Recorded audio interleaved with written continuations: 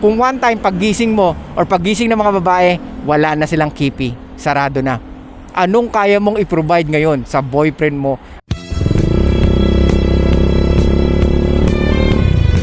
Hey, what's up guys? It's your boy, Suplado Moto. Okay, for tonight's vlog, let's talk about how women want to treat them by men and how men want to treat them by women. Okay, simulan natin sa mga lalaki. Kayong mga lalaki kayo, especially sa mga nagdi-DM sa akin, nakita ko na iisa ang problema nyo, which is your girlfriend or yung ka-talking stage mo. Hindi ko alam kung nag-iisip ka or puro emotions ang ginagamit mo. Ano bang akala mo sa babae na kausap mo?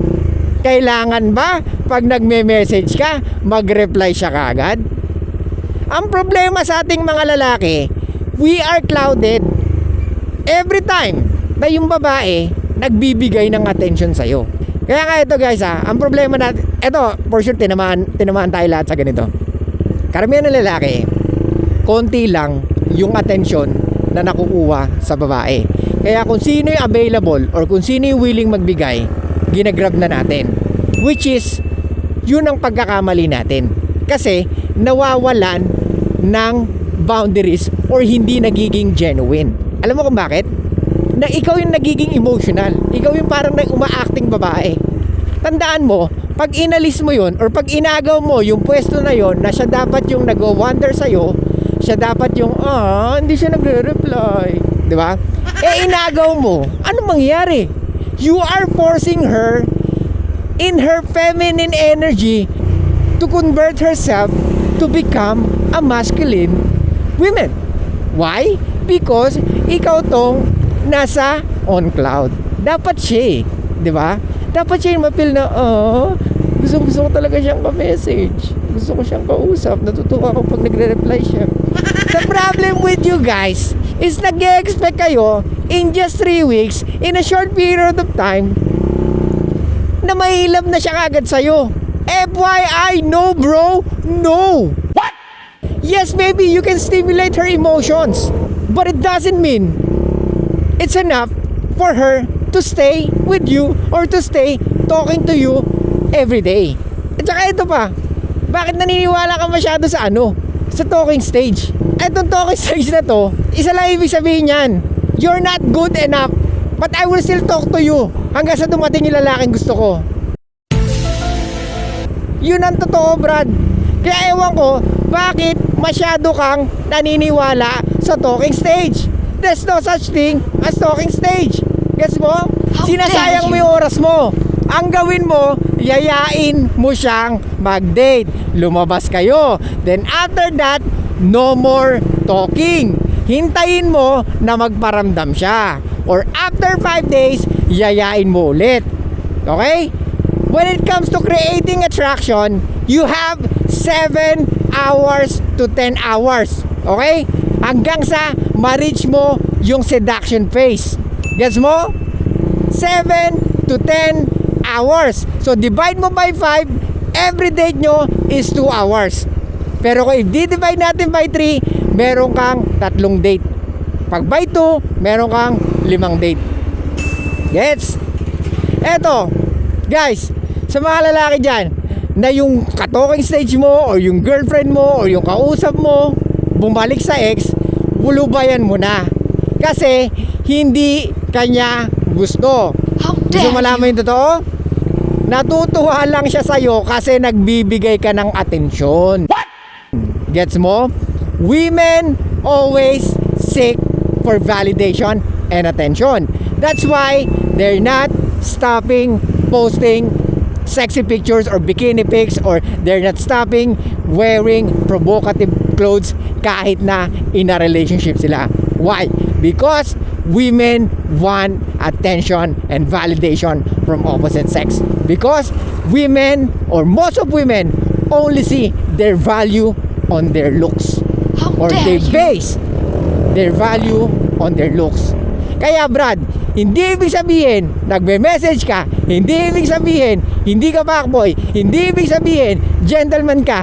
It's enough for her to be in a relationship with you. Oh my God! Gets mo? Lahat ng babaeng nagbibigay sa'yo ng atensyon, hindi ibig sabihin, gusto kang karelasyon. Gumising ka, Brad. Ang karaniwang gusto nila sa atin is attention and validation. How Tandaan mo, dare you? women are always looking for the best guy. Okay? Kaya kung tingin mo, hindi na siya nagre-reply sa'yo or nalalamig na siya, tumigil ka na, Brad. Inagawan mo na naman siya ng papel eh. Gusto mo, ikaw yung nag-iimo-imo eh. Huwag kang, stop being sad boy, bro. What? Mag-collect ka. Okay? Ibig ko sabihin mag-collect ka, try to entertain or approach most women. Kaya nga sabi ko, eto, para sa inyo na, ladies. Karamihan ng lalaki hindi makakalimutan ng isang babaeng mabait sa kanya. Alam mo kung bakit? Kasi ang buhay namin masalimuot.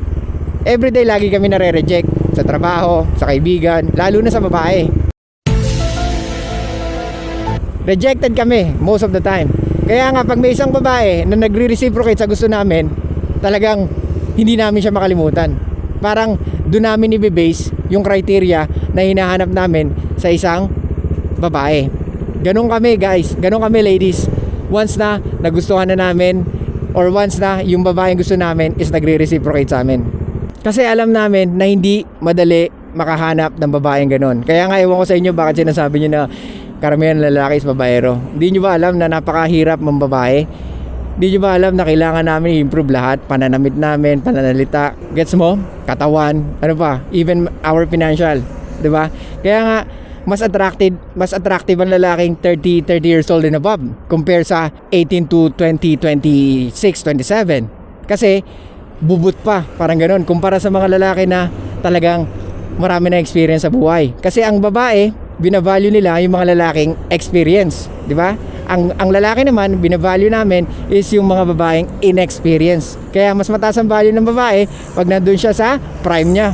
Kaya nga ewan ko sa inyo, bakit sinasabi niyo lagi na siguro pag 30 years old and above na ako tsaka mag-asawa, I just want to enjoy my life muna. And siguro pagdating ng ganong edad, mahanap ko na yung Prince Charming ko. Ha?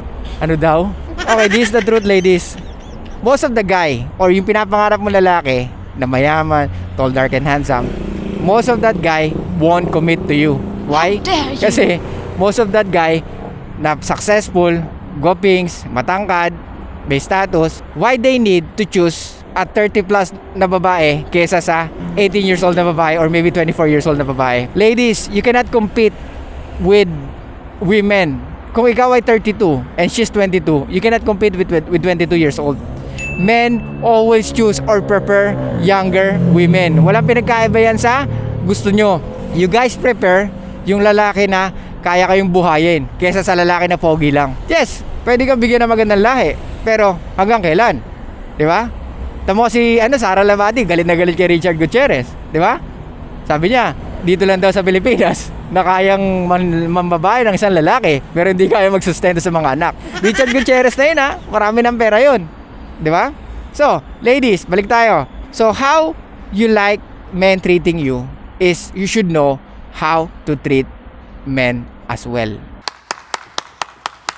Kami ay naghahanap ng reciprocal value. Pag hindi namin nakukuha yan sa isang babae, hindi kami magtsatsaga. Okay? Well, syempre, may mga tanga rin naman na talaga nagtsatsaga. I mean, How dare you? clouded by their emotions na okay lang to. Siguro someday marirealize niya rin yung mga ginawa ko. What the hell? What? Di mo na kailangan paabutin doon, bro. Ba't kailangan pa paabutin doon? What for? You're wasting your time. Kung let's say for how many months, let's say 6 months, it's still the same. Yung another 6 months, i-google mo na sa iba. Kung hindi mo naman nakukuha yung value na gusto mo. Gets mo? Kung puro ka lang bigay, wala kang kabig. Lugi ka, Brad. Kung baga sa business, tutuloy mo pa ba yung business mo? Kahit na break even, hindi eh. Talo ka nga eh. Talo ka sa rent, talo ka sa kuryente. Ano? Pampront lang? O yung tropa ko may business. Ganda ng business niya. Pero hindi naman kumikita. So same thing sa babae. Ang ganda ng girlfriend mo. Ano? Pero true ano lang kayo. True message lang kayo. Hindi mo naman natitira. What? Or wala naman nangyayari sa inyo. Di ba? Or puro ano lang kayo. Puro FaceTime lang kayo. Tapos panay pa send mo ng pera. Panay pa send mo ng pagkain pag nagugutom siya. Di ba? Lagi ka nagpapagrab food. Pinapagrab mo yung kape niya. Di ba? Or sinusundo mo. Hinahatid mo. Tapos lagi pang galit pag late ka. Ano yun? Brad, gumising ka. Tandaan mo, you can provide more value than her. Eto, isipin mo. Eto, ladies ha. Eto, it's a big question for you guys. Especially din sa mga lalaki. Ladies, isipin nyo. Let's say for example, one day, biglang pagising nyo or lahat ng kababaihan, pagising nila, yung kipi nila sarado na or wala na silang kipi. What? Oh my God! Anong kaya mo i-provide sa boyfriend mo or sa husband mo pag wala ka ng kipi? How about that?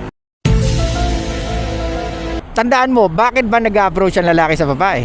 Bakit kayo namimili ng lalaki na karapat-dapat para sa inyo? Isipin mo yon. Pero imaginein mo ngayon or isipin mo ngayon kung one time paggising mo or paggising ng mga babae, wala na silang kipi, sarado na. Anong kaya mong i-provide ngayon sa boyfriend mo at sa asawa mo? Sa mga lalaki naman, anong kaya mo or anong gagawin mo paggising mo? Oh my God, most of women wala lang kipi. Anong gagawin ko? Do I need to approach them?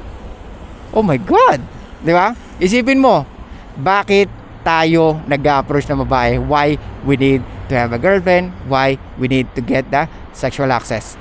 Isipin mo, this is based on our biology. Okay?